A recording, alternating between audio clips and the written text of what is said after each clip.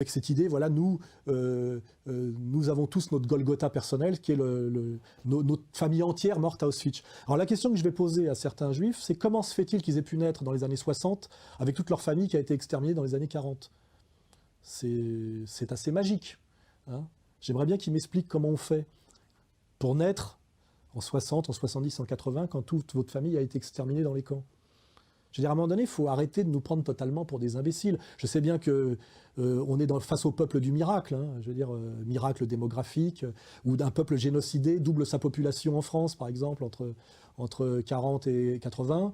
La question qu'on peut poser, par exemple, à Monsieur Todd, qui est démographe, il pourrait faire le travail. Comment une population majoritairement issue de la classe moyenne et des professions libérales, qui a un taux de reproduction à peu près égal aux bourgeoisies occidentales moyennes, c'est-à-dire entre 1,9 et 2,1, peut reconstituer sa population entre 1945 et 1990 ?